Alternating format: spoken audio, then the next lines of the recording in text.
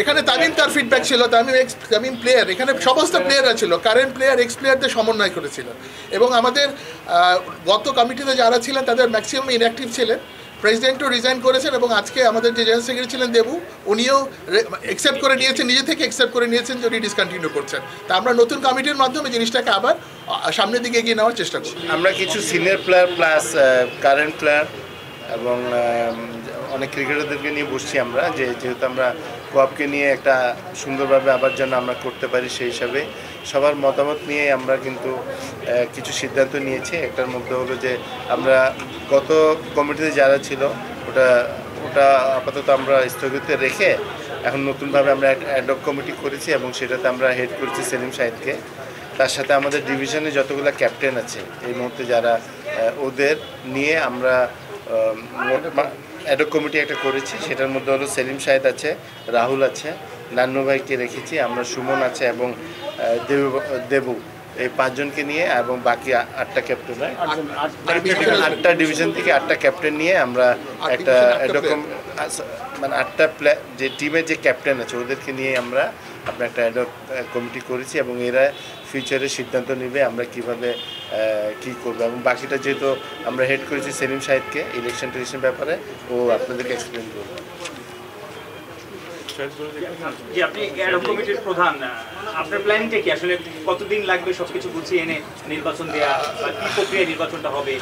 দেখুন, যে কোনো জিনিসেরই একটা প্রসেস আছে। আমাদের ফার্স্ট জিনিস এটা হচ্ছে যে আমাদের কনস্টিটিউশনটা একটা স্ট্রাকচারের ভিতরে ফেলতে হবে, যেখানে প্রসেস কন্ট্রোল থাকবে, যে প্রসেস অনুযায়ী যাতে চলে, যাতে কেউ আমরা আজকে এক্স আছি কালকে আমরা থাকবো না, যারা কারেন্ট খেলছে তারা 2 দিন পরে এক্স হবে।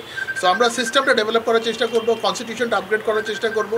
কারা ভোটার সেটাও কিন্তু আমাদের ক্লিয়ার গাইডলাইন্স নাই, সেই জিনিসগুলো আগে গ্রো করা, যাতে আমরা একটা গাইডলাইন্স ক্রিয়েট করতে পারি ফর নেক্সট ইলেকশন। এবং এটা করতে 3 মাসও লাগতে পারে, 6 মাসও লাগতে পারে, বাট যত তাড়াতাড়ি সম্ভব আমরা জিনিসটা এক্সিকিউট করার চেষ্টা করে ইলেকশন দেওয়ার একটা পদক্ষেপ নেওয়ার চেষ্টা করব।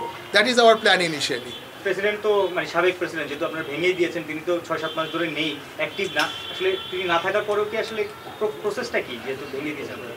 বেসিক্যালি উনি কয়েকটা মিটিংয়ে ছিলেন না থাকলে অটোমেটিক্যালি আপনি হয়ে যান, মানে অফ হয়ে যান। এবং আরেকটা বড় জিনিস যেহেতু আমাদের মিটিংয়ে সিদ্ধান্ত হয়েছে যে এই পুরনো যে কমিটি যেটা ছিল সেটা ডিজলভ করে আমরা নতুন অ্যাডহক কমিটি করেছি, যাতে সামনের দিকে আমরা অগ্রসর হতে পারি। এবং অগ্রসর হওয়ার জন্য যে সমস্ত পদক্ষেপ নেওয়া দরকার, প্রথম হচ্ছে কনস্টিটিউশন ঠিক করা, সেকেন্ড হচ্ছে এটার প্রসিজার ঠিক রাখা, থার্ড হচ্ছে আপনার ইলেকশনের যে গাইডলাইন্সগুলো আছে সেটা দাঁড় করে একটা রাইট ওয়েতে প্রোগ্রেস করা, এবং সেখানে সকলের সামর্থ্য এবং সকলের সহযোগিতা প্রয়োজন আমাদের। আপনাদের মিটিংয়ে তামিম ভাইকে দেখেছি, আসলে তামিমের রোলটা কি ছিল? এবং এখানে কি বললেন? আপনাদের মিটিংয়ে তামিম ভাইকে দেখলাম, তামিমের রোলটা কি ছিল? এখানে তামিম তার ফিডব্যাক ছিল, তামিম প্লেয়ার, এখানে সমস্ত প্লেয়াররা ছিল, কারেন্ট প্লেয়ার, এক্স প্লেয়ারদের সমন্বয় করেছিলেন। এবং আমাদের গত কমিটিতে যারা ছিলেন তাদের ম্যাক্সিমাম ইনঅ্যাক্টিভ ছিলেন। প্রেসিডেন্টও রিজাইন করেছেন এবং আজকে আমাদের যে জেনারেল সেক্রেটারি ছিলেন দেবু, উনিও অ্যাকসেপ্ট করে নিয়েছেন, নিজে থেকে অ্যাকসেপ্ট করে নিয়েছেন যে উনি ডিসকন্টিনিউ করছেন। তা আমরা নতুন কমিটির মাধ্যমে জিনিসটাকে আবার সামনের দিকে এগিয়ে নেওয়ার চেষ্টা করব। কোয়াপ তো ক্রিকেটারদের স্বার্থ নিয়ে কাজ করে, ভালো মন্দ সমস্যার সমাধান। সাবেক কোয়াবের প্রেসিডেন্ট, তিনি তো আসলে একাধারে বিসিবির পরিচালক ছিলেন, ক্রিকেট অপারেশন ছিলেন বা এইচপিতে ছিলেন। কনফ্লিক্ট অফ ইন্টারেস্টের নিয়ে অনেক সময় আলোচনা হয়েছে।